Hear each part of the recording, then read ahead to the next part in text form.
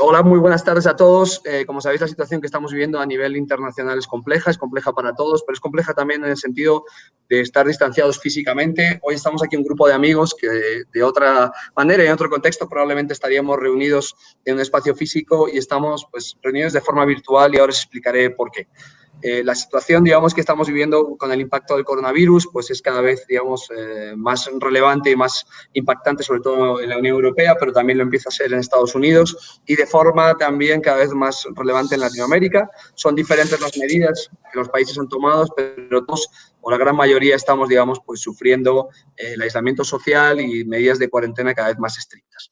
Dicho esto, evidentemente todos tenemos que seguir adelante y con ese objetivo de seguir adelante, pues y con cambiar un poco la dinámica de noticias complejas y de noticias cada vez, digamos, pues a veces más tristes, hemos querido, digamos, no sin dejar de lado el ámbito de la solidaridad, hacer un pequeño espacio de discusión pues de un grupo de amigos, de personas que trabajan en el sector principalmente de la energía, en el sector de la sostenibilidad, que tienen ganas también de compartir la realidad de la industria y también de mirar un poco hacia adelante con ganas, digamos, de mirar al futuro. Hoy hemos tenido la suerte y muy agradecido, digamos, de pillar aquí, entre comillas, en horas extralaborales a un grupo de jóvenes que nos van a ayudar a tener una discusión pues, bastante interactiva sobre lo que está aconteciendo en la región. Yo voy a hacer un pequeño resumen de quiénes son, pero ellos se van a introducir. Tenemos pues, personas, digamos, que nos están contactando, digamos, desde diferentes países. Ana Ángel, Angie García, Fernando Zúñiga, Eduardo Atertua y Alfonso Rodríguez y, bueno, aquí un servidor que va a intentar hacer de la mejor manera posible de moderador en el día de hoy. Les voy a dejar a ellos, empezando por Ana, siguiendo por Angie, después Fernando, Eduardo y Alfonso, que se introduzcan, que nos digan quiénes son y que nos cuenten un poquito más para que les conozcáis, aunque la mayoría ya les conocéis. Ana, por favor.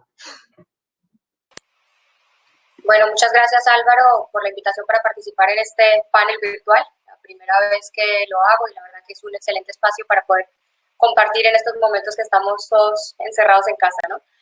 Bueno, me presento, yo soy Ana Ángel, yo soy manager para América Latina en Inicio. Inicio es una empresa de consultoría estratégica especializada en energía y transporte sostenible. Entonces desarrollamos proyectos piloto, herramientas para proyectos, estudios en estrategia en varias áreas tecnológicas como energías renovables, almacenamiento de energía, movilidad eléctrica, eficiencia energética y tenemos una fuerte especialización en hidrógeno y celdas de combustible. Nosotros somos una empresa que nació en Europa en el año 2006, tenemos oficina en París, en Bruselas, y también aquí en América Latina estamos en Bogotá, en Buenos Aires, y tenemos una quinta oficina en Shanghai, en China. Pues muchísimas gracias, Ana, una vez más por tu tiempo. Angie, por favor. Claro, no, primeramente muchas gracias por la invitación. También igualmente que Ana Ángel es la primera vez que realizo este tipo de paneles y la verdad es que me parece excelente la idea y estar compartiendo con todos ustedes este momento. Y bueno, mi nombre, me presento Angie García, subdirectora de originación en la empresa Termion. Termion es una empresa 100% mexicana con fondo de capital privado mexicano. Detrás de Termion está lo que se le llama una SECADE, que es un vehículo donde las AFORES pueden invertir. Entonces, AFORES mexicanas también están dentro de Termion, así como inversionistas institucionales. Nosotros nos dedicamos a todo el financiamiento, desarrollo, operación, construcción, comercialización de proyectos de fuentes renovables, particularmente eólico. Tenemos un pipeline hoy en día de 810 megawatts, principalmente eólicos, pero también tenemos algo solar. Y nuestro modelo de negocios básicamente es PPAs a largo plazo con usuarios finales, consumidores. Muchas gracias. No, muchas gracias a ti una vez más, igual que a todos. Fernando, también en este momento conectado desde México. Listo. Hola, buenas tardes a todos. Primero que nada, Álvaro, muchísimas gracias por la invitación. Excelente iniciativa y con muchas ganas de compartirles también nuestras actividades. Me presento, Fernando Zúñiga. Soy actualmente el Managing Director para MPC Capital, para Centroamérica y el Caribe. MPC Capital somos un gestor de inversiones en tres ámbitos principales: infraestructura, bienes raíces y shipping. Nuestro corporativo está basado en Alemania, sin embargo tenemos la oficina para la región Latinoamérica en Panamá. también con oficinas en Bogotá.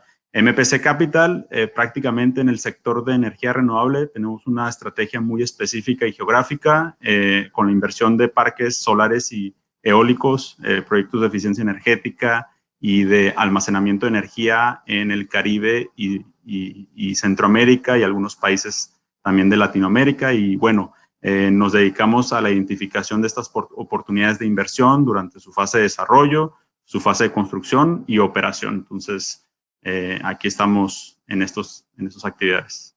Muchas gracias, Fer. Eduardo.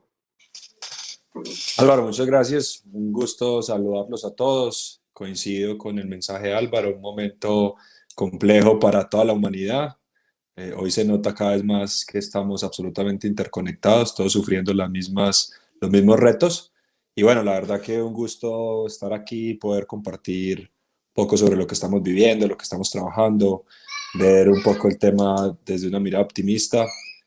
No sé si alcanzan a escuchar, pero yo hice un par en el camino de mi labor como niñero de un par de niños que tengo y me vine aquí a compartir un rato con ustedes. Entonces, si hay unos gritos por allá en el fondo, no ha pasado nada malo, es niños divirtiéndose. Les cuento un poco de mí. Eduardo Teortúa, director de PRI para América Latina. Somos la organización que trabaja con inversionistas a nivel mundial, buscando que estos inversionistas incorporen factores ambientales, sociales y de gobierno corporativo en su toma de decisiones de inversión. Ahorita que escuchaba a Fernando, estaba haciendo aquí la tareita en mi CRM y veo que son signatarios de PRI, así que un gusto, Fernando, así no nos hubiéramos conocido antes.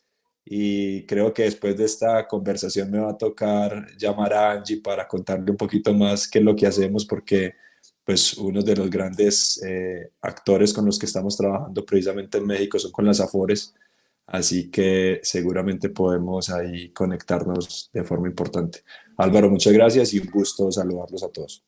Gracias a ti, Eduardo, y me parece maravilloso que entre todos interactúen, porque esa es un poco la idea siempre, ¿no? Alfonso, dale ya.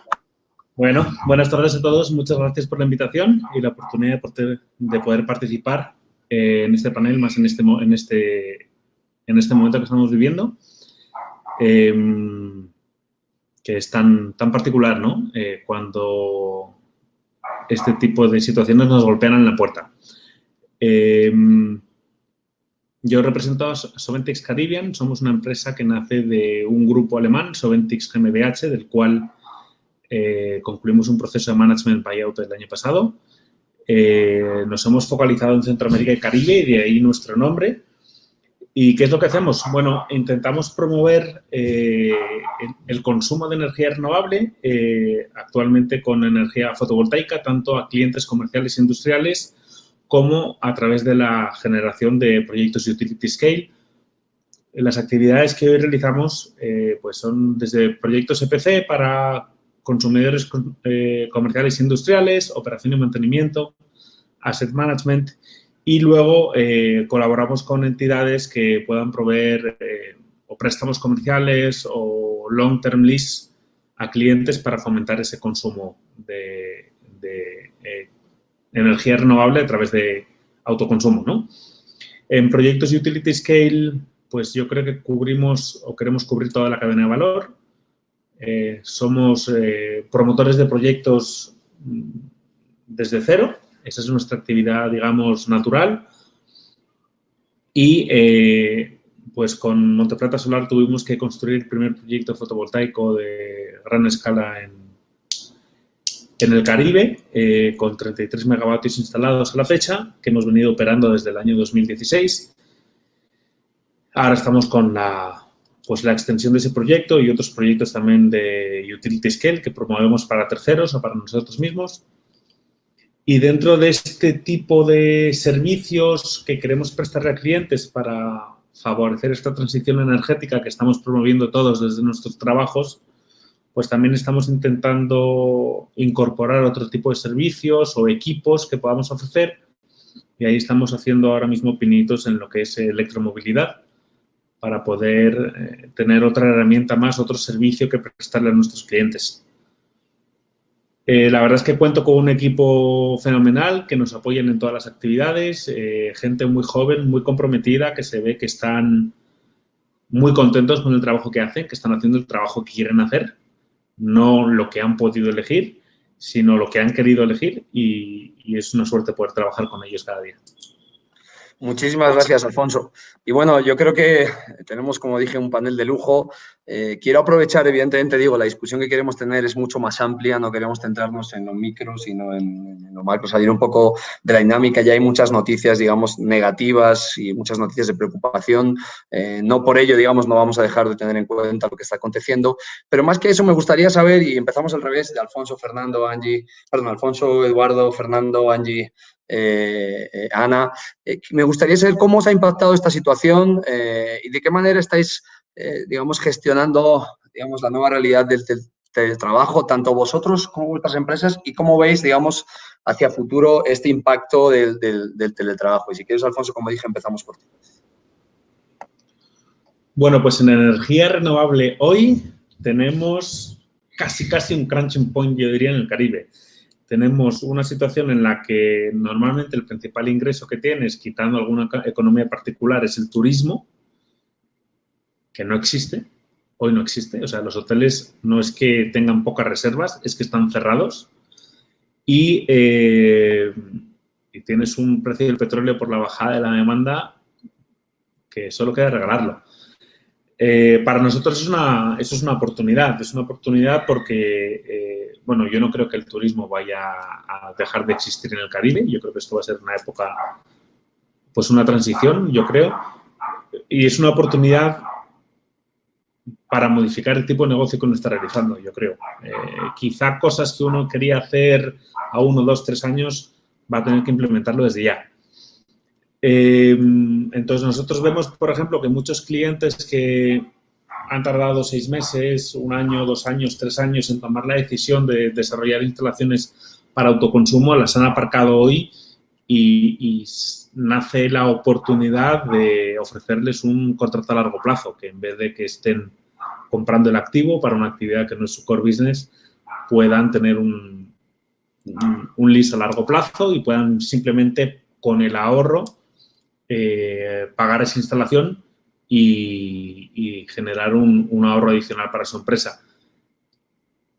Yo creo que eso es una de las consecuencias de lo que está ocurriendo ahora mismo, ¿no? Que es un parón bastante fuerte en la economía, un parón en las inversiones para actividades que no sean core. Eso afecta al negocio comercial e industrial de manera importante.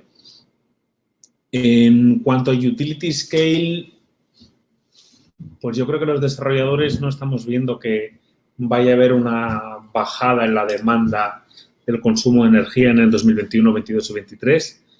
En la actividad de proyectos a largo plazo, pues son a largo plazo. Puede afectar muy poquito la caja de un desarrollador este año y no lo consideramos para el año que viene o el siguiente. El COVID como tal, la bajada del precio del petróleo sí puede modificar en un entorno caribeño la visión de determinada líderes políticos que puedan tener una visión más cortoplacista, cuando lo que realmente esto quiere decir es, o tiene que reforzar, es la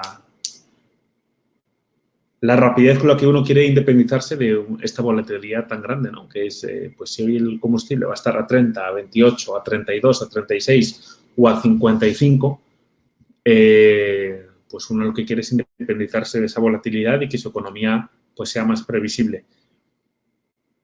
Esa es la situación con la que nos vemos ahora. En cuanto a las operaciones, pues nos afecta bastante desde proyectos que estábamos concluyendo para clientes que hemos tenido que parar las obras porque en República Dominicana pues hay un estado de emergencia en el que se limita el acceso al sitio laboral, se recomienda teletrabajo y básicamente limitar las actividades presenciales en oficina o en fábrica a actividades esenciales. Entonces hay muchos clientes en los que a lo mejor podríamos estar concluyendo la obra, pero por motivos de seguridad y salud, obviamente, nuestros clientes y nuestros empleados van primero, pues se han detenido esas obras. En proyectos utility scale no está habiendo afección importante en la operación. En la construcción podría haberla de manera importante porque al final pues el personal no se siente seguro y no se siente pues muy dispuesto hoy a ir a obra por la información que está ahí fuera. Hay que realizar un trabajo educativo fuerte interno, implementar medidas de protección para el capital humano que tiene uno importantes, entrenamiento, no solo es comprar materiales, también entrenarles a cómo utilizarlo, poner a su disposición la información adecuada para que puedan tomar decisiones correctas, no basadas en miedo, sino en información. Y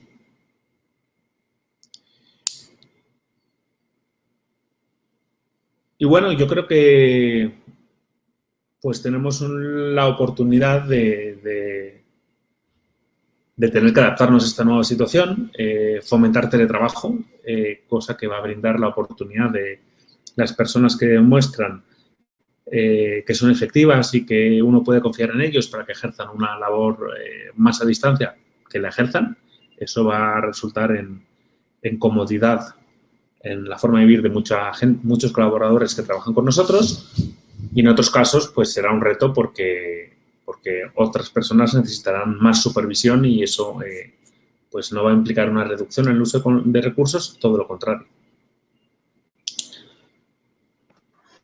Muy bien, Alfonso, pues muchas gracias. Yo creo que el punto que has tocado, has tocado varios puntos, es decir, más allá de quizás, digamos, he centrado mi introducción en el tema del coronavirus, también evidentemente estamos viendo una coyuntura a nivel de precios del petróleo que va a afectar al sector energía de gran medida, ¿no? Veíamos el otro día cómo ya, digamos, el carbón es el combustible más caro, digamos, en algunos puntos de Asia, ya con el gas y el petróleo, pues digamos, muy por debajo, con estas caídas, evidentemente los países, digamos, del Caribe especialmente son importadores de petróleo, digo, más allá solo de la situación, también has tocado un punto que quizás después compartiremos, pero vamos, me quedo con tus reflexiones acerca de cómo afecta, digamos, una empresa con operaciones toda esta situación. Edu, intentemos, digamos, enmarcarlo en 3 minutos cada uno, digamos, para darle un poco de dinamismo y después ya seguiremos otra fase un poco más, digamos, de preguntas específicas de cada sector. Yo sé que todos tenéis mucho que decir y la verdad es que en esta coyuntura la gente que nos escucha, digamos, pues entiendo que va a sacar mucho valor de lo que estamos compartiendo. Perfecto. De mi parte, pues mencionarles un poco la experiencia con nuestra organización. La casa matriz está en Londres y la verdad que uno como empleado se siente bastante respaldado por la manera como Marcho. Aquí es cuando uno evidencia el liderazgo real de la gente que está a cargo de las organizaciones. En mi caso, se creó un task force en Londres para vigilar y definir planes de acción desde finales de febrero, principios de marzo. Y nosotros, por ejemplo, mi rol implica viajar muchísimo. Yo tenía planeado viajar esta semana, se supone que tendría que estar en Chile, la semana entrante en Perú, en un par de semanas en Ciudad de México. Entonces, yo ya tenía todo comprado y nos dieron la instrucción en Londres la primera semana de marzo que no podíamos volver a viajar.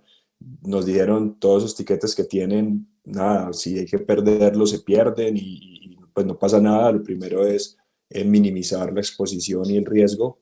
Y eso fue mucho antes de que los gobiernos en Latinoamérica salieran pues a cerrar fronteras y a cerrar vuelos y todo esto. Entonces se siente uno, digamos que también satisfecho de ver el liderazgo de la organización en la que uno trabaja. Y para mí el teletrabajo pues no es nada nuevo, ahí el reto es que los chiquitos están más en la casa porque el colegio también está cerrado, pero realmente pues tengo mi espacio, me funciona bien. Lo que sí he visto es, a mí personalmente sí se me ha incrementado el trabajo de forma increíble, la cantidad de llamadas y de webinars mejor dicho, de todo estas últimas 2 semanas que se puede hacer desde la virtualidad. Así que yo creo que en ese sentido sí nos vamos a enfrentar a una nueva realidad donde las empresas sí o sí van a tener que entender que estas son alternativas absolutamente válidas. Yo creo que más allá del tema de si la persona es o no capaz de hacerlo, yo creo que estamos entrando en un escenario donde ya no pasa por ahí, sino de que es la única alternativa y todas las personas tendremos que definir o desarrollar capacidades para ser capaces de hacer nuestro trabajo en nuestros hogares sin necesidad de tener una persona que nos esté supervisando todo el tiempo para realizar nuestra labor.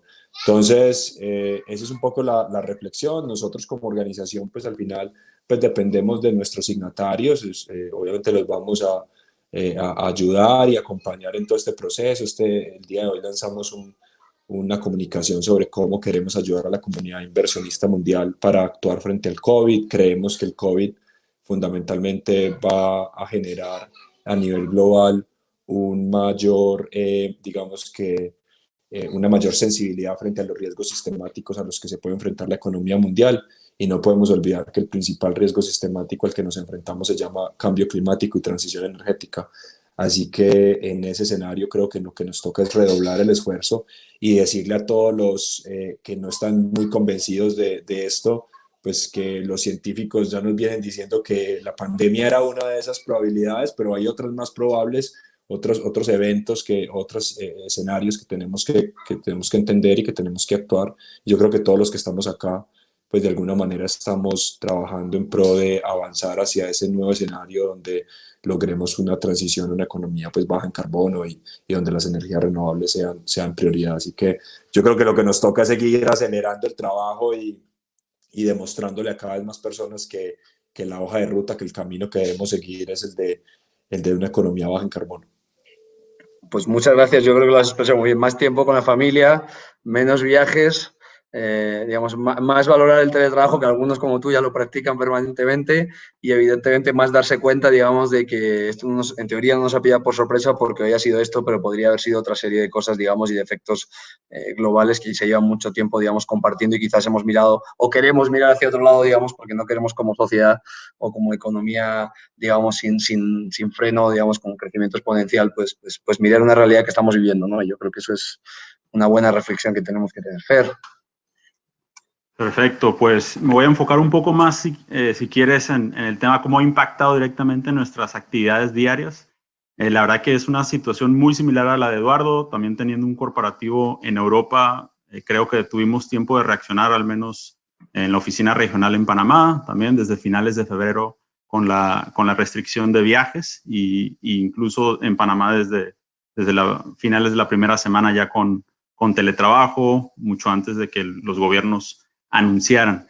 También ya teniendo una oficina o una sucursal fuera de la casa matriz, el equipo de Panamá, hablando especialmente de MPC Capital, ya estábamos acostumbrados a una rutina hasta cierto punto de teletrabajo.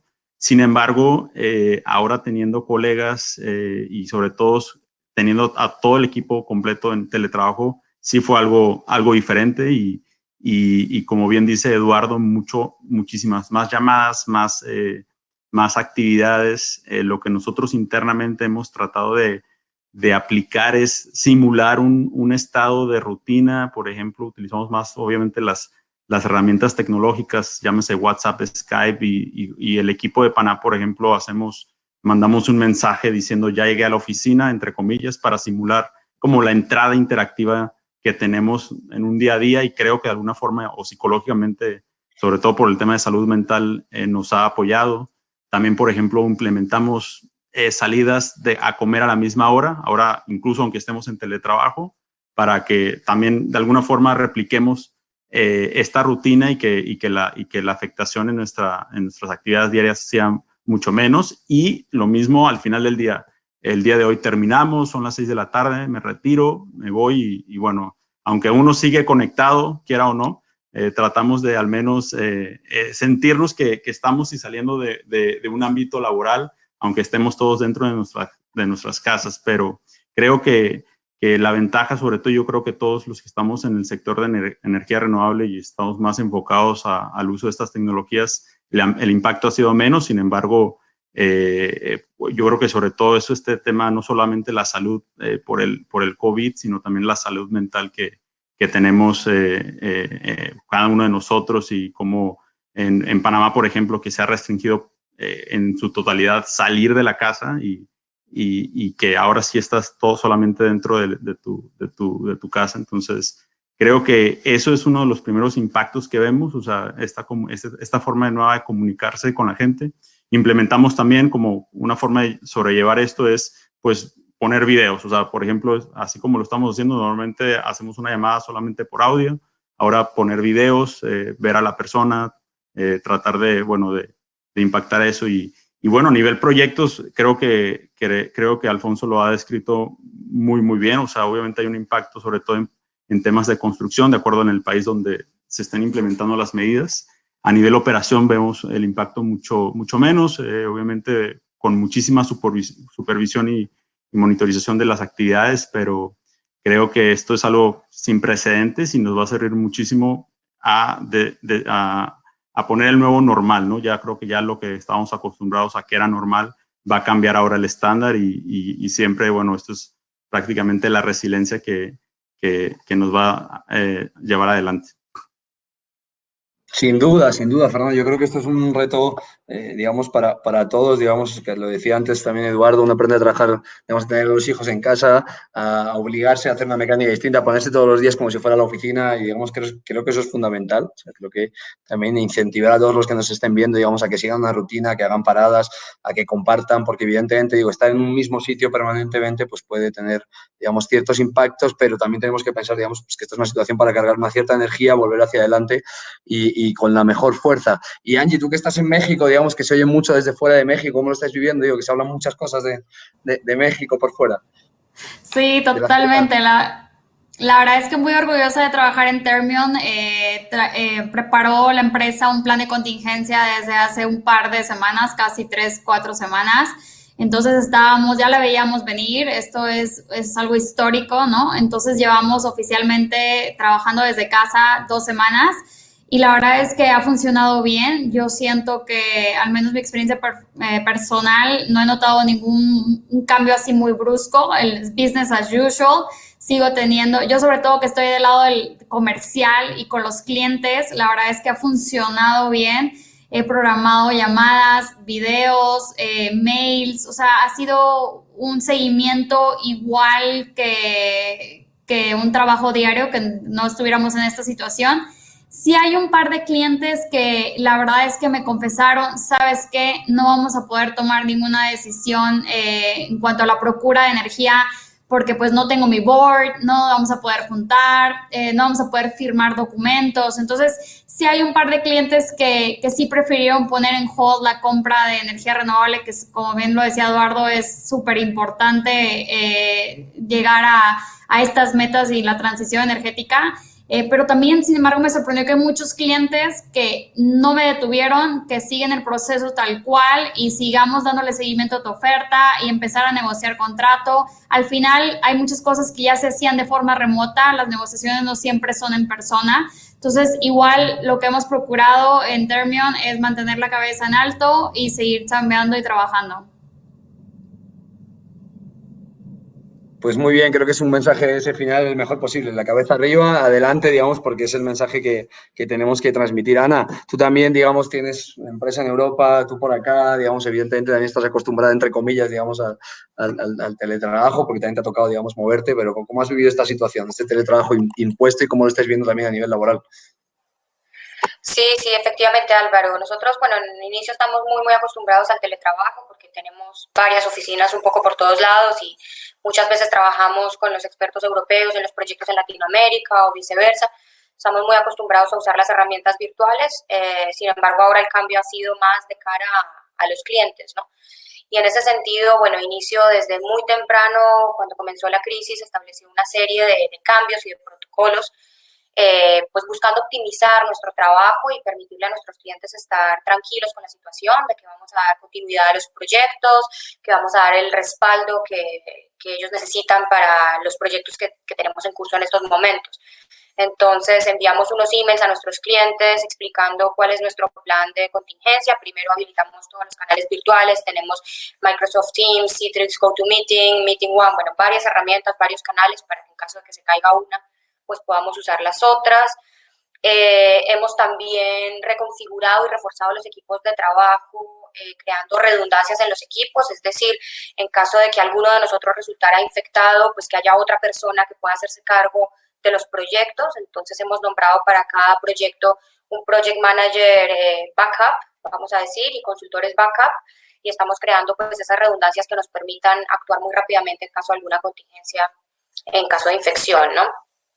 También, bueno, estamos ofreciendo un apoyo adicional para atravesar el periodo de crisis a nuestros clientes. Entonces, por ejemplo, si alguno de nuestros clientes llegara a necesitar apoyo puntual de parte de nuestros líderes senior para gestionar problemáticas puntuales derivadas del virus, pues también los estamos poniendo a disposición.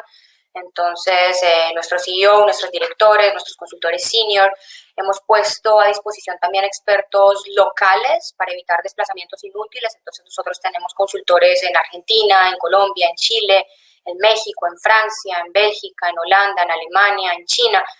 Y si nuestros clientes llegaran a necesitar algún apoyo local, donde ellos no estén y nosotros sí, pues también estamos ofreciendo ese apoyo localmente. Y bueno, hemos puesto a disposición también líneas inmediatas para consultas específicas técnicas que se puedan derivar de esta crisis. Así que nada, tenemos todo nuestro equipo, hemos reforzado y pues la idea es que nuestros clientes se sientan igualmente acompañados como si estuviéramos trabajando en una situación normal. Así que bien, estamos con toda la actitud frente a la crisis. Pues yo creo que, vamos, el mensaje es muy parecido en lo que tiene que ver, digamos, en cómo adaptarse, versatilidad y capacidad, sobre todo, de mirar hacia adelante. Creo que cada uno lo habéis vivido de una manera. Estamos hablando, digamos, personas pues desde varios países a la vez y, evidentemente, cada uno con situaciones personales, pero estoy seguro que la gente que nos escucha pues también tiene muchas situaciones y yo creo que este ejemplo, digamos, de cómo seguir hacia adelante y también, sobre todo, digamos, de cómo no dejarse llevar solo por el momentum. Sé que hay gente que lo está pasando mal, sé que hay gente que está perdiendo, evidentemente, su empleo. Esto no es una situación fácil, pero vamos, desde aquí pues también mandarles un mensaje de optimismo a todos porque vamos hacia adelante. Y un poco eso es también lo que queríamos conversar ahora, digamos. Evidentemente estamos viendo un contexto, una situación puntual, pero tenemos que seguir mirando hacia adelante, no podemos quedarnos parados. Digamos, veníamos de un contexto pues relativamente positivo. 2009 fue el año con mayor volumen de inversión en el sector renovable, digamos, de Latinoamérica.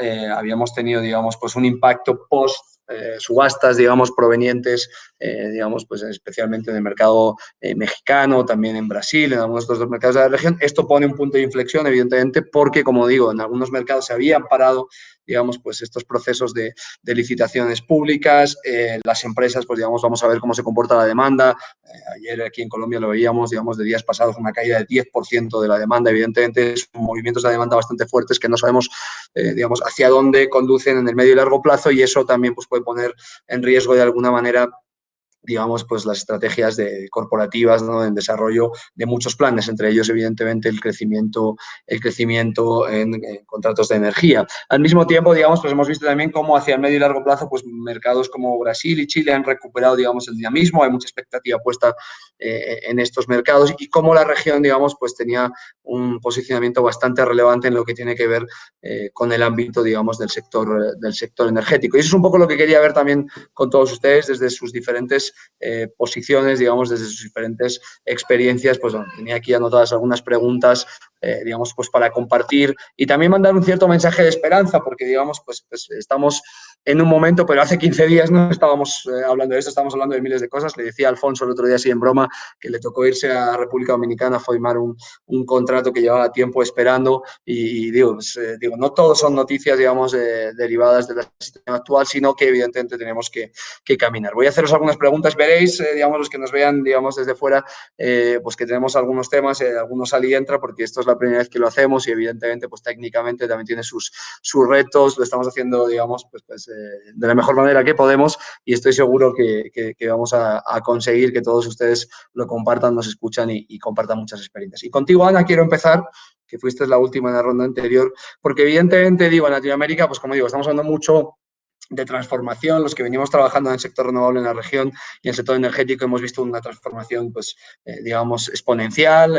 Hablar de renovables en algunos países hace 5 o 6 años era prácticamente inexistente. Mismo Colombia tuvo la primera subasta, digamos, de energías renovables hace unos pocos meses. Y lo mismo estamos empezando a ver con el concepto del hidrógeno, ¿no? Es decir, tú que estás metida en ese mundo de lleno, el hidrógeno, empezamos a ver noticias, titulares, digamos, política pública que empieza a hablar, digamos, cómo estamos hoy en día, digamos, en el desarrollo del hidrógeno a nivel global, ¿Y qué es lo que podemos esperar de este desarrollo? Pues en el corto y medio plazo, porque, como digo, tenemos que empezar a ver optimismo e intentar también ver hacia dónde se concentra esa innovación. Entonces, me gustaría escuchar de tu parte, digamos, pues hacia dónde vamos en ese campo tan innovador y con tanto empuje que tiene en este momento a nivel global como es el hidrógeno.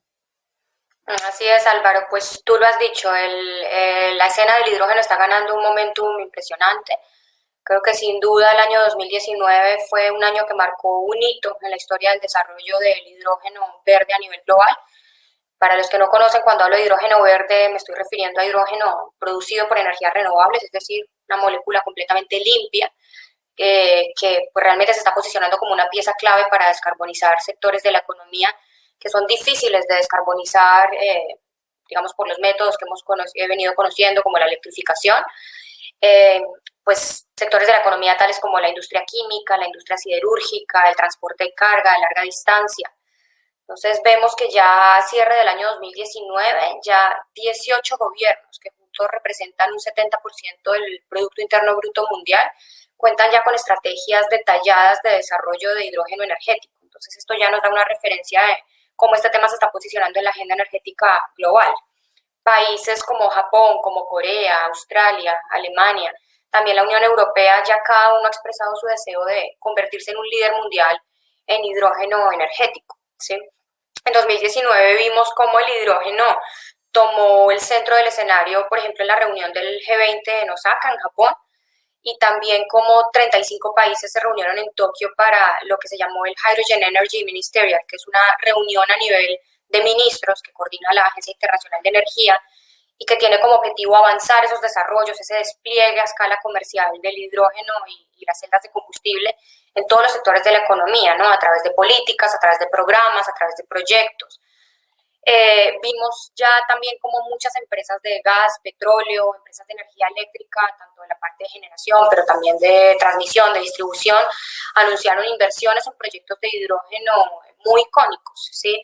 Se anunció, por ejemplo, producción de hidrógeno a través de energías renovables en muchos lugares, por ejemplo, por las plantas eólicas offshore en el Mar del Norte, en Europa, también para el consumo en refinerías, para descarbonizar las operaciones de las refinerías.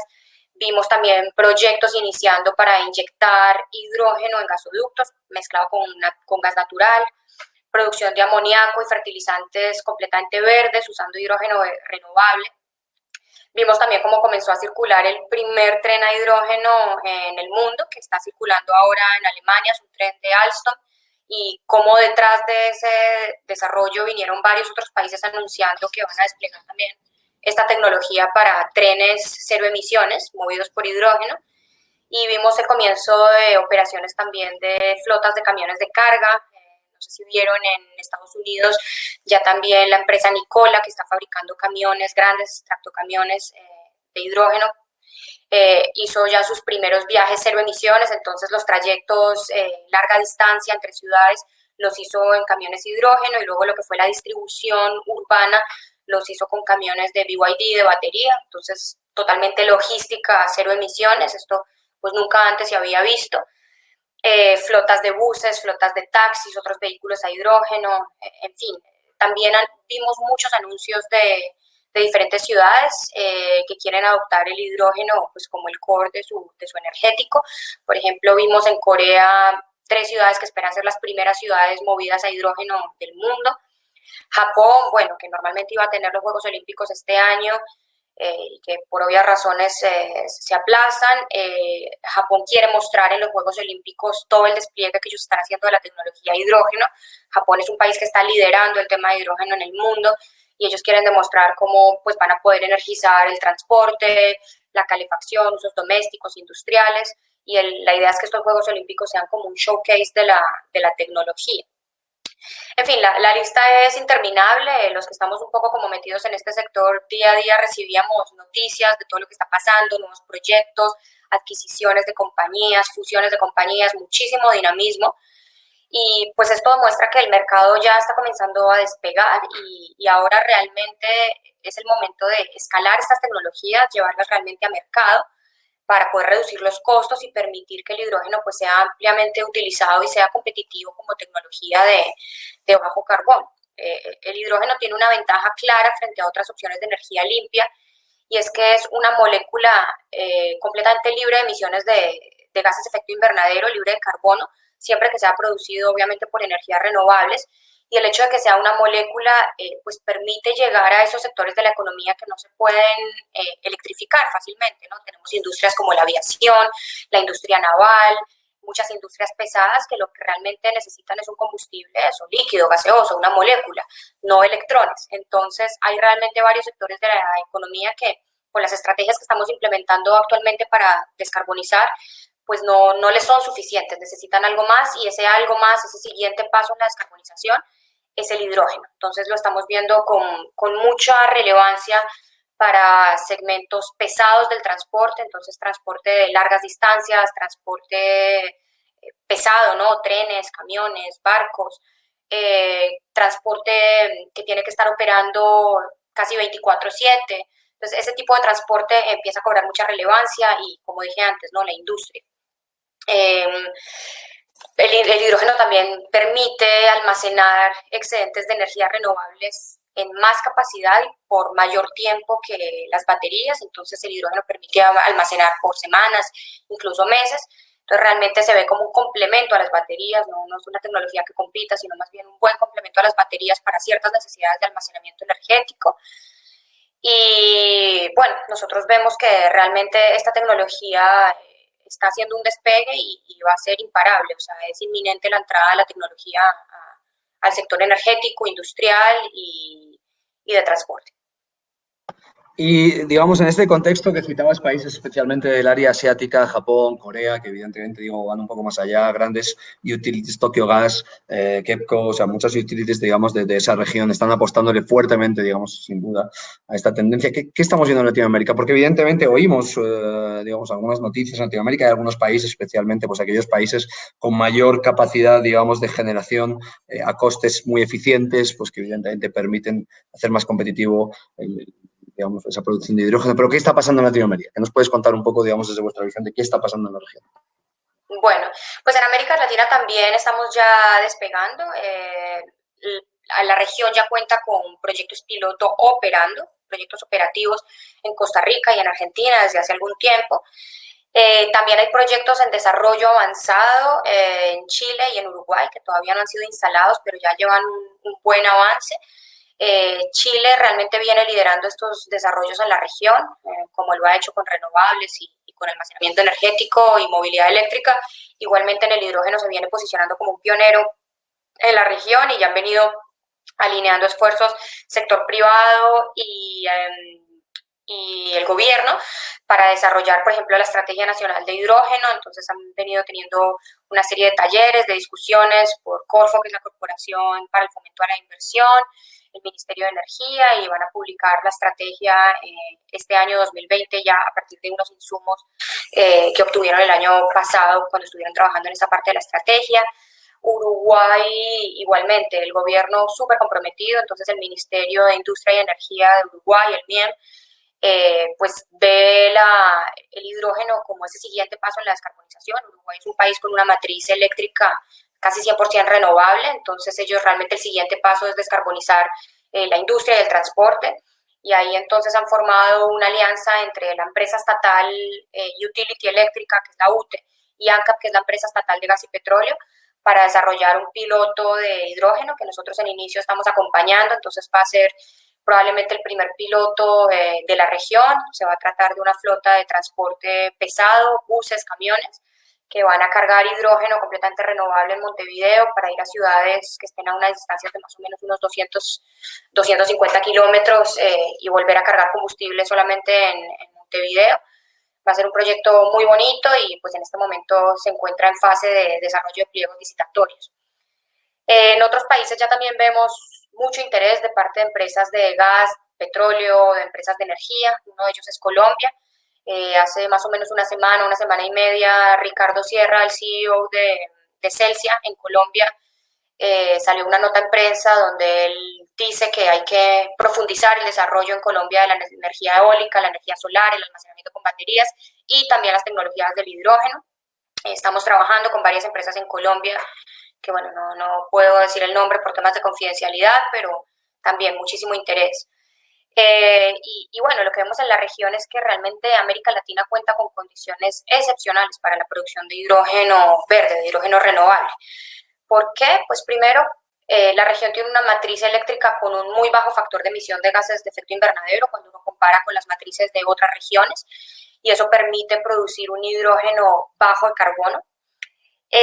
También tenemos un gran potencial de producción de energías renovables, lo que permite una producción de hidrógeno a bajos costos, muy competitivo a nivel internacional, porque la principal componente de costos del hidrógeno renovable es la energía con la cual se produce. Tiene muy buena disponibilidad de agua, de espacio, es decir, condiciones las tenemos todas y esto ya varios países lo están entendiendo. Nuestra región también tiene, digamos, drivers muy importantes para el desarrollo del hidrógeno. Por un lado, tenemos un sector de gas y de petróleo muy pujante en varios de nuestros países. Y pues el hidrógeno presenta una gran oportunidad de diversificación de la industria del gas y el petróleo, ¿sí? Cuando el mundo empieza a mirar hacia la transición energética, la realidad es que estas compañías de gas y petróleo tienen que empezar a mirar a otros energéticos, y ellos tienen muy buenas capacidades en el manejo, en el acondicionamiento de combustibles líquidos, de combustibles gaseosos, ¿sí? Y por lo tanto, pues tienen capacidades muy naturales para empezar a hacer estos desarrollos en hidrógeno. Esto lo han entendido pues ya la petrolera de Uruguay, como les comenté antes, Recope, que también es la refinadora de petróleo costarricense, tiene un piloto desde hace un tiempo también de producción de hidrógeno renovable. Nosotros vemos una gran oportunidad de, por un lado, descarbonizar las operaciones, por ejemplo, produciendo hidrógeno renovable para inyectar en las refinerías. Las refinerías consumen hidrógeno para producir combustibles más limpios y desulfurizar los combustibles convencionales. Entonces, si ese hidrógeno es renovable, pues se puede descarbonizar una buena parte de sus operaciones. El hidrógeno también se puede inyectar en gasoductos como un porcentaje en mezcla, ayudando a descarbonizar ese gas. Entonces, es un gas que al incorporarle hidrógeno, pues va a tener un menor contenido de carbono, ¿sí? Y finalmente, de abrir un mercado de nuevo, ¿no? Una diversificación de los negocios. Entonces, es una gran oportunidad para las empresas de gas y petróleo poder entrar en la movilidad eléctrica, que es un área donde ellos se han quedado un poco rezagados. La movilidad eléctrica la están sacando adelante sobre todo las empresas del sector eléctrico, pero es una gran oportunidad la movilidad eléctrica, hidrógeno, para estas empresas de gas y petróleo. Y por otro lado, también tenemos varias industrias que son muy estratégicas para nuestra región, que son industrias pesadas como la industria química, la industria minera, que tienen grandes necesidades de descarbonización, bien sea porque han sido impuestas esos requerimientos de descarbonización por los gobiernos nacionales, o porque también desde sus casas matrices tienen pues estrategias corporativas de descarbonización. Y estas empresas de industria pesada, pues lo que están buscando es precisamente soluciones viables técnicamente, y una de las pocas soluciones técnicamente viables para descarbonizar ese tipo de operaciones pesadas es precisamente el hidrógeno renovable. Así que yo creo que como región lo tenemos todo. Obviamente hay que empezar a escalar inversiones. Aquí creo que también la banca multilateral, las cooperaciones internacionales van a jugar un papel fundamental en apoyar esa transición energética, como lo han hecho con las renovables, con el almacenamiento con baterías, con la movilidad eléctrica, ¿sí? Asimismo, pues necesitamos seguir difundiendo conocimiento. Hay mucho desconocimiento, la gente no sabe muy bien de dónde viene el hidrógeno, cómo se produce.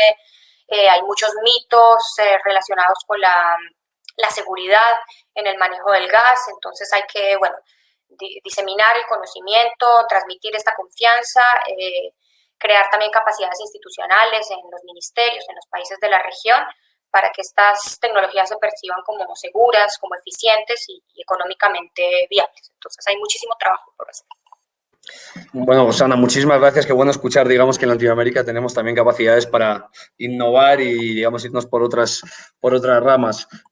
Alfonso, hablábamos antes y tú lo compartías, digamos, un poco de la relevancia que tiene el petróleo para el ámbito, digamos, de Centroamérica y especialmente del Caribe. Pero el otro día, como decía, digamos, pues en toda esta coyuntura te vi por ahí en en redes sociales compartiendo, digamos, con lo que había sido a firmar la extensión, digamos, de un nuevo proyecto renovable, ¿no? Y es muy útil, digamos, ver que a pesar, digamos, de la coyuntura de precios bajos, se sigue apostando, digamos, en ese contexto, en un área que es netamente importador de petróleo, digamos, por el desarrollo renovable. Entonces, mi visión y mi pregunta es, ¿cómo estás viendo tú que estás, digamos, en el día a día del mercado, sobre todo del Caribe, también de Centroamérica, cómo estás viendo, digamos, en ese área de la región el desarrollo del sector renovable, ¿no? Es decir, en general, una visión, digamos, pues general.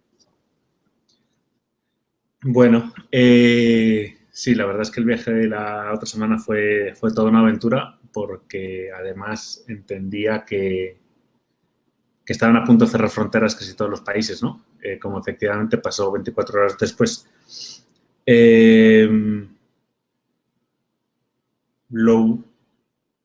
Lo curioso de la situación actual en la que el petróleo está tan barato, ¿no? Con bajadas superiores al 40% en periodos de 3-4 semanas, es que esto ya lo hemos vivido todos, ¿no? No hace tanto tiempo. Si esto fuera algo de, no sé, la primera guerra del Golfo, cambios de petróleo tan brutales en poquísimo tiempo, pues quizá a lo mejor se nos habría olvidado. Pero en el 2008 se han vivido épocas en las que el barril pasaba de estar por debajo de $40 a estar por encima de $100 y viceversa. Entonces, pues muchos de los gobiernos de la región son esos mismos gobiernos o ese mismo partido que lo ha vivido o desde el gobierno o desde la oposición, ¿no? Cómo los presupuestos estatales tenían en cuenta precios de barril que eran imposibles, o sea, que no se podían mantener y les ha afectado de manera brutal en su presupuesto nacional y en la ejecución y cumplimiento de su presupuesto nacional, sea porque lo tenían que comprar o porque lo tenían que vender. En el Caribe la mayoría es porque lo tenían que comprar. Entonces, pues de repente en algún momento se podía ver como que era beneficioso, pero bueno, yo creo que el impacto que va a tener el COVID-19 en la economía caribeña va a borrar cualquier tipo de beneficio que pudiera haber por acceder a un petróleo más barato. La apuesta por energías renovables yo creo que es cada vez más marcada, aunque se planean desarrollar proyectos fundamentalmente de gas natural en la región, pues si se están planteando proyectos de 400, 500, 600 megavatios a implementarse en diferentes países, como mínimo se está buscando implementar la misma cantidad de megavatios en energía renovable y mantener ese crecimiento a largo plazo de manera más estable con energía renovable.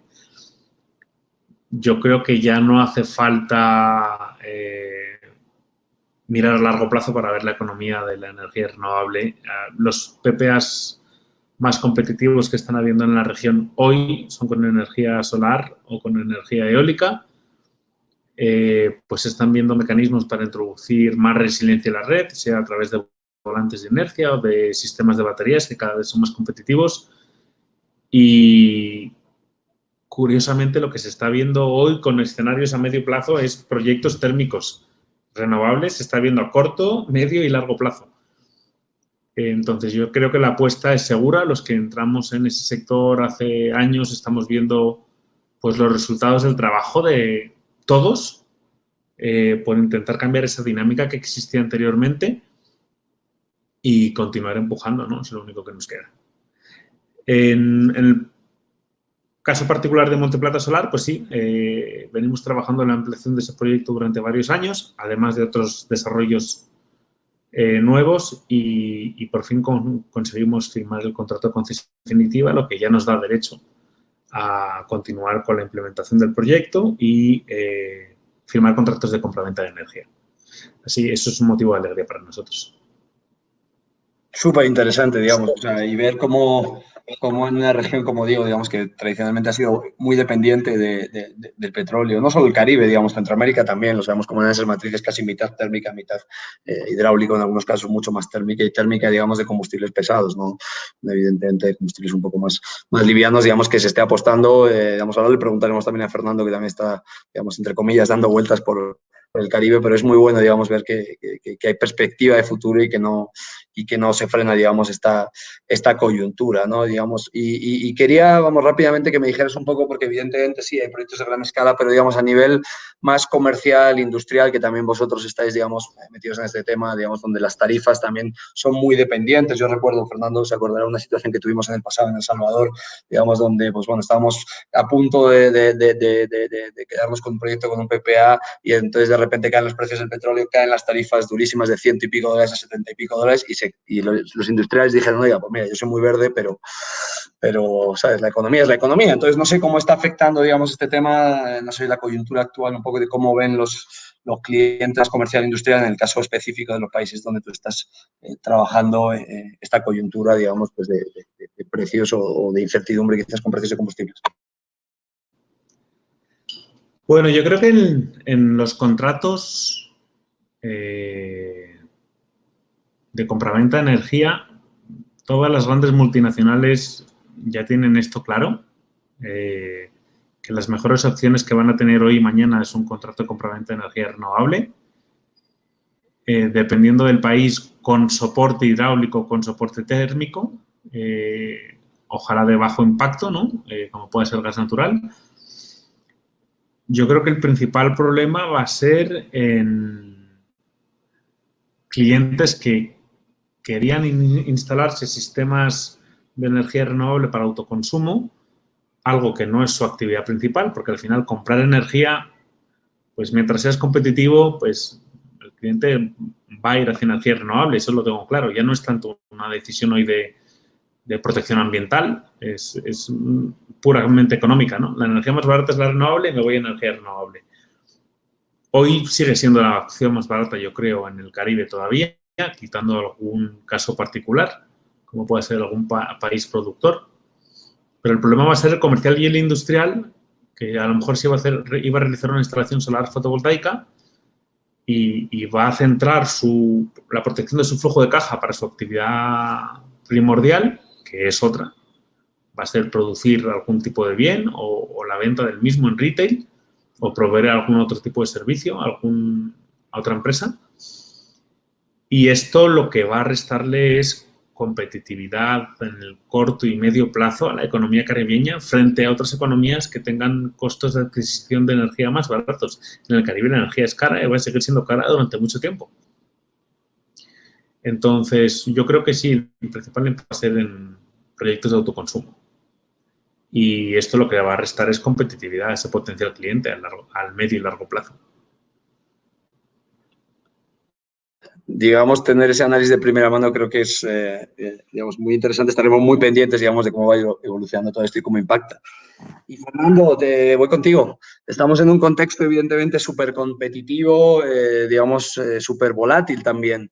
No solo, digamos, en los últimos días, sino en los meses, años. Todos sabemos, digamos, cómo ha evolucionado el precio de la energía. Hemos visto lo que ha ido pasando en todas esas subastas, especialmente en la región.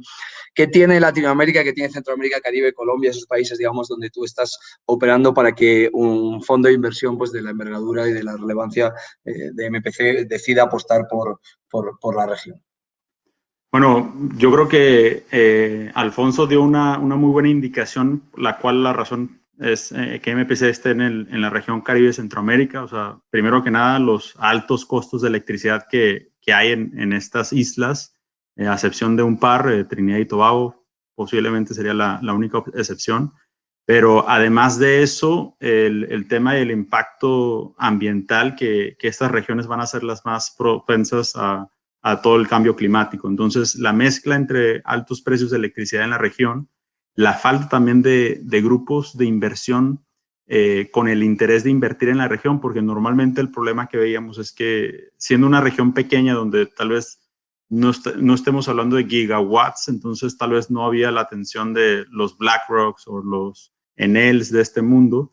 Entonces, MPC Capital ahí vio precisamente una oportunidad de inversión, porque hay menos también acceso al equity, hay menos acceso también incluso a deudas. Entonces, en la mezcla precisamente de los altos tarifas actuales y la falta de acceso o de producción de energías, fue una combinación perfecta para nuestro grupo y obviamente esto viene con muchos retos porque cada al hablar del Caribe no estamos hablando de un solo país, estamos hablando de 23, 25 islas, países diferentes con diferentes jurisdicciones, con diferentes reglamentos. Entonces, ese es el reto que nosotros estamos tomando, tratando de ver la región completa como si fuera un solo bloque para, desde el punto de vista nuestro como inversores, también de alguna forma obtener algún tema de economías de escalas y no limitarnos a no entrar a un país porque el país es muy pequeño,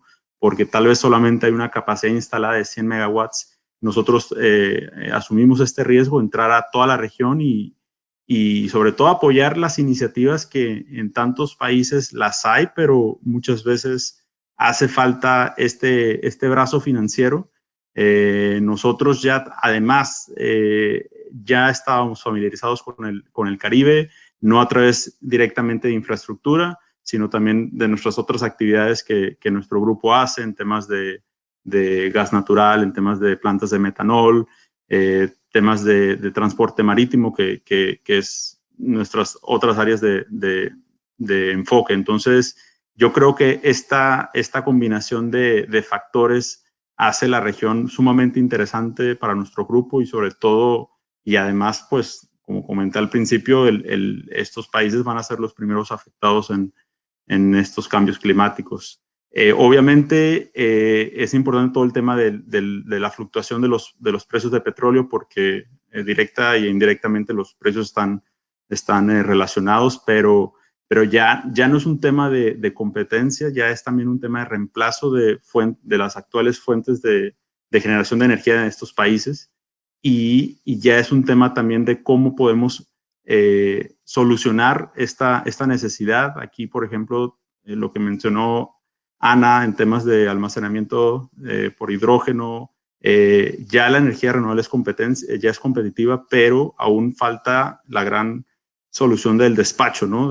Que todavía obviamente no estamos 100% disponibles, así que creo que esta combinación de tecnologías será una solución inminente en los próximos años.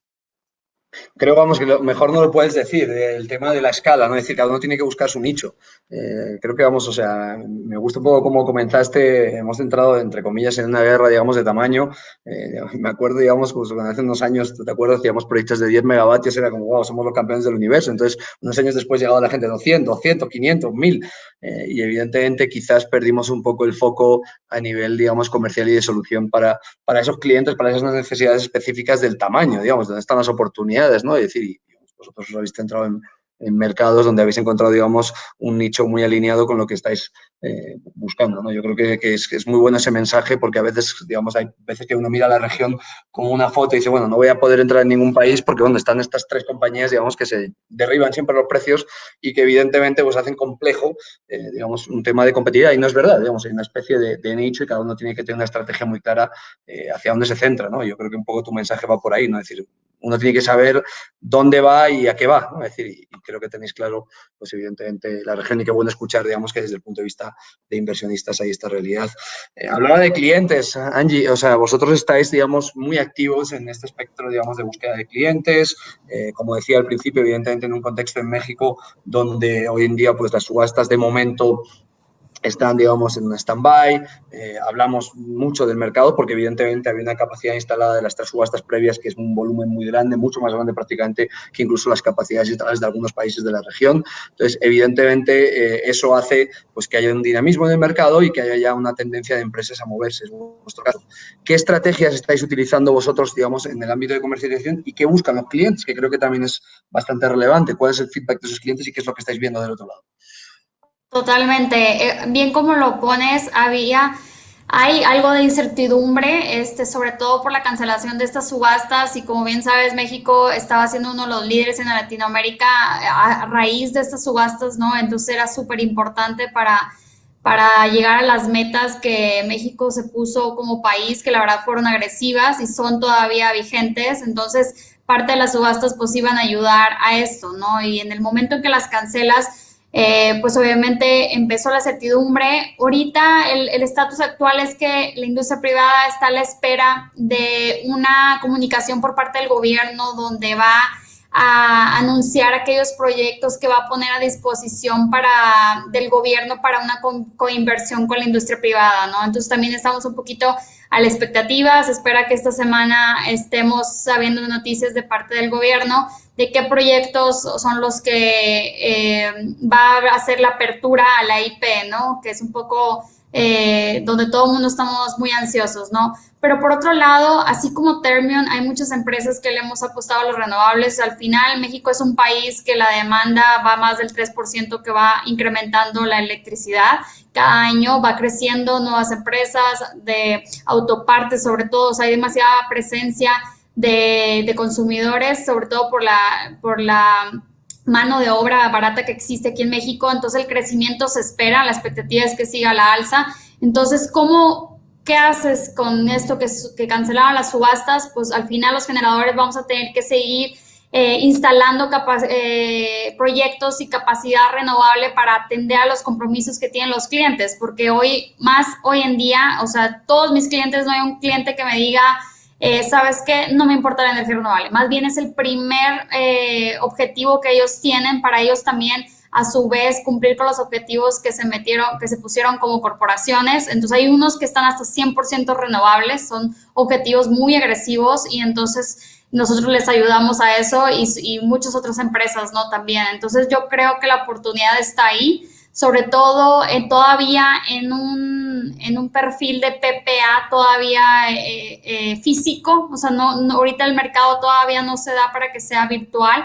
Aquí en México, digo, sí existen los mecanismos, hay uno que otro, un par que se están viendo, pero sobre todo es físico, ¿no? Y también por el lado del financiamiento, en México pues se ha tardado los bancos también en ayudar en que sean PPAs virtuales. Los nodos todavía, a pesar que los precios de mercado venían incrementando bastante considerable cada año desde el 2018, hubo un freno. 2019 hubo una caída en precios, sobre todo por diferentes causas. Al final México está al lado de Estados Unidos, gas barato, ahora con lo del petróleo. Entonces, también eso causa un poco de incertidumbre a que te vayas a Pure Merchant. Entonces, es mejor que nos vayamos con clientes que te aseguren al final pues un precio que cumpla con tus objetivos de retorno, y al final los clientes pues cumplen con sus objetivos de metas renovables, ¿no?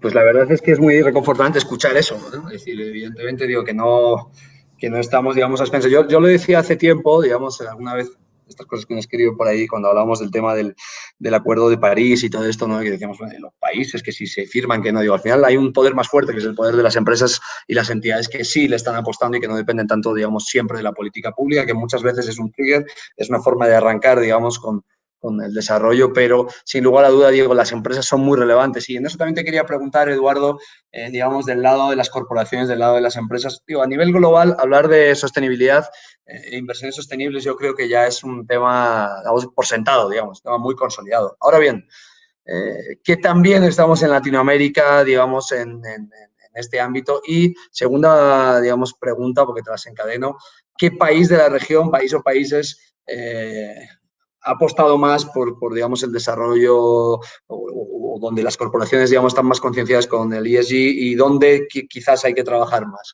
en este desarrollo? Perfecto. Mira, yo creo que retomando la frase que mencionaba sobre la evolución de este tema y escuchándolos a todos, sobre todo desde la perspectiva de las empresas, yo creo que estamos en un escenario, y lo digo desde lo que vemos desde PRI, donde nosotros trabajamos con más de 3.000 inversionistas en el mundo. Hay un interés cada vez más evidente de llevar las decisiones de inversión a un horizonte de mediano y largo plazo, y donde los factores ambientales, sociales y el gobierno corporativo influyan de forma fundamental al momento de tomar decisiones de inversión. Hoy lo estamos viendo, es bien interesante, por ejemplo, el resultado, el desempeño que están teniendo fondos que tienen o que manejan estas características de identificar las empresas con mejores prácticas de sostenibilidad. Y son fondos, que están navegando muchísimo mejor este mercado tan volátil que aquellos fondos que no le ponen tanta atención a los temas de sostenibilidad. Entonces, yo creo que eso dice mucho de lo que siempre se ha un poco analizado desde la teoría, y es que invertir en una empresa que se preocupa por su desempeño ambiental, social y de gobierno corporativo es más rentable que una que no le pone atención a esos temas. Eso suena muy bonito en la teoría, pero esta coyuntura lo que está demostrando es que esas empresas son capaces de adaptarse mucho más rápido a entornos cambiantes que aquellas que no le ponen atención a estas variables. Entonces, yo creo que es muy temprano para decirlo, pero creo que el concepto de inversión responsable va a salir bastante fortalecido de esta coyuntura y vamos a ver cada vez más inversionistas trabajando ese tema. Ahora, para responder puntualmente la pregunta, lo que estamos viendo en América Latina es un crecimiento gradual de la importancia de estos temas. Nos falta mucho camino por recorrer. Les voy a dar unos números para que me entiendan todo lo que nos falta por transitar aquí. Les decía hace un momento que la organización trabaja con un poco más de 3.000 inversionistas en el mundo. De esos 3.000 inversionistas, solamente 100 están en América Latina, 60 en Brasil y 40 en el resto de la región, que es lo que yo coordino, digamos América Latina hispanohablante. De esos países a los que yo digamos que asumo la responsabilidad de liderar, los países líderes en estos temas son México, Chile, Colombia y Perú. Son los 4 países donde estamos viendo la mayor cantidad de inversionistas interesados en trabajar con nosotros. Yo ya mencionaba más temprano en la llamada que, por ejemplo, en México estamos trabajando ya con varias de las Afores, en Chile con varias de las AFPs, lo mismo que en Colombia y en Perú. Entonces son inversionistas con horizontes de largo plazo que entienden que hoy en día, si quieren proteger las inversiones de sus clientes, la rentabilidad del cortísimo plazo no es suficiente y por el contrario, son ellos los que tienen que garantizar que tengamos una sociedad sostenible en el tiempo, porque si no, pues en qué van a utilizar la rentabilidad de los portafolios la gente que se va a jubilar en 20, 30, 40 años, en un mundo insostenible donde tenemos que estar en la casa todos los días porque no podemos salir a disfrutarlo. Yo creo que son preguntas que los inversionistas están haciendo cada vez más y creo que esta coyuntura lo va a evidenciar. Yo creo que la sensibilidad frente a la importancia y el rol de las empresas y de los inversionistas frente a construir una sociedad más sustentable y sostenible, yo creo que va a suceder. ¿Dónde falta por avanzar? Yo creo que al menos a nosotros nos pasa que en aquellos países de la región donde el mercado de capitales no está tan desarrollado, es difícil avanzar esta agenda. Vemos oportunidades. Hace poco estuve en Panamá y veo que se puede trabajar en Panamá. Costa Rica también veo oportunidades. Recientemente sumamos un fondo de pensiones grande en Uruguay a nuestra iniciativa. Entonces también se pueden hacer cosas en Uruguay. Pero va a depender mucho del tamaño del mercado de capitales y de los jugadores, digamos, de los inversionistas institucionales que hay en la región. Así que digamos que para nosotros la prioridad va a seguir siendo crecer nuestra presencia en México, en Chile, en Colombia, en Perú, donde vemos todavía grandes oportunidades y donde estamos seguros que el inversionista puede influir de forma muy positiva para que las empresas y los proyectos en los que invierte se preocupe realmente por gestionar los riesgos ambientales, sociales y de gobierno corporativo que digamos, tienen o que impactan el normal desempeño de estas compañías. Pues igual que decía antes que era reconfortante escuchar, Edu, que las empresas están apostando por energías renovables, qué gran, digamos, gusto escuchar, digamos, pues lo que hacéis y el interés que hay, digamos. Yo creo que partíamos del inicio de la discusión, digamos, como decía, pues de noticias no tan positivas en un entorno de incertidumbre y creo que estamos consiguiendo el objetivo, que también es un poco aclarar, digamos, en la niebla, digamos, pues la visión de hacia dónde vamos, digamos, como sociedad. Y yo creo que en ese punto, digamos, quiero haceros una pregunta muy rápida, digamos, con una respuesta, digamos, bastante rápida antes de hacer unas pequeñas conclusiones.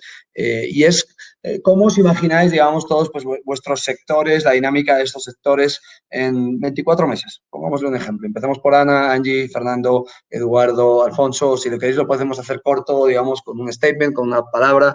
Pero ¿dónde os imagináis, digamos, en este entorno, como digo, de oscuridad, entre comillas, vuestros sectores y la realidad de los mismos en 24 meses?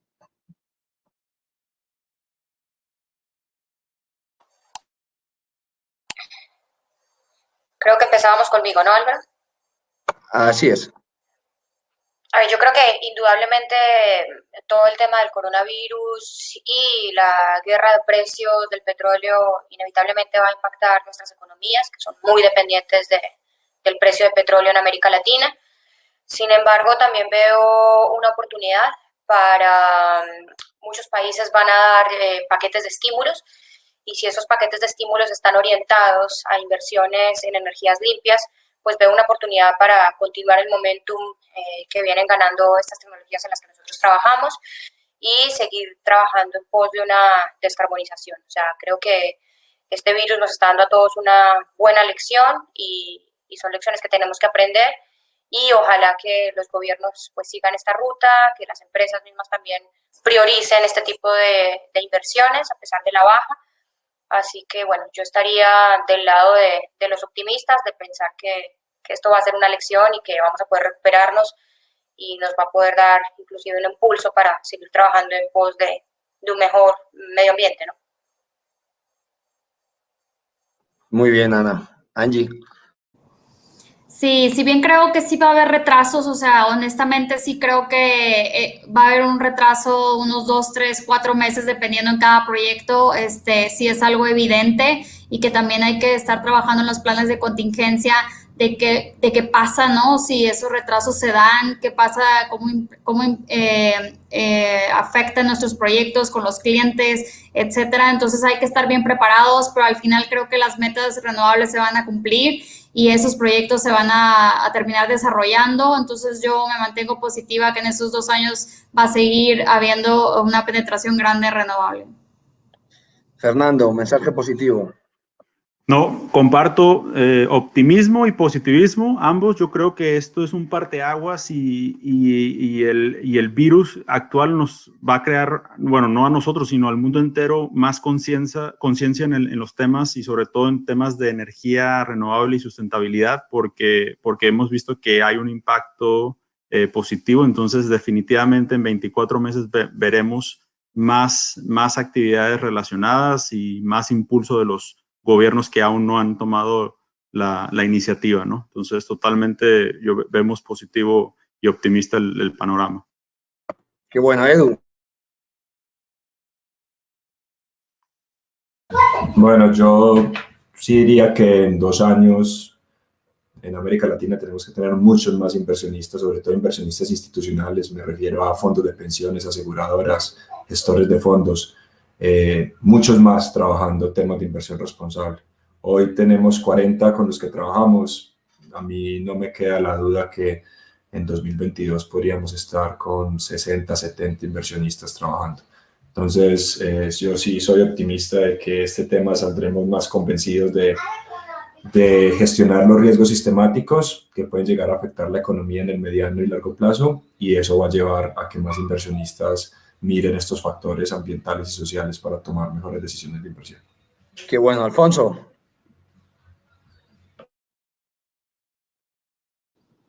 A ver, yo lo que estoy viendo es que esta crisis lo que va a hacer es reforzar culturas corporativas fuertes, liderazgo en las empresas, la asunción de responsabilidad y el compromiso de los empleados, colaboradores, líderes, accionistas, en general cualquier stakeholder. Esto de manera inevitable lo que va a fomentar es abrazar de manera más rápida iniciativas sostenibles, actividades que busquen, en nuestro caso, en nuestro sector, la transición hacia una economía más sostenible, el uso de energía renovable, el uso de movilidad eléctrica, un uso más eficiente de la energía, un uso más eficiente de los recursos. Yo creo que eso es innegable. O sea, uno puede verlo o no verlo, no va a cambiar la realidad, va a seguir ocurriendo. Los que tenemos la suerte de poder verlo, lo que tendremos es la oportunidad de jugar un rol más importante, poder sumar más gente a este vehículo y llevar a cabo estas iniciativas un poquito antes. Y estamos dispuestos. Pues muchísimas gracias, Alfonso. Bueno, yo creo que con esto ya hemos hecho un análisis bastante profundo de las circunstancias en las que vivimos, pero también de hacia dónde nos dirigimos. Y vamos, he invitado a 6 personas, digamos, de entidades diversas, de países diversos, de áreas dentro de la industria diversas, digamos, pues para tener también, digamos, ese contexto, ¿no? Es decir, para no quedarnos con una sola opinión.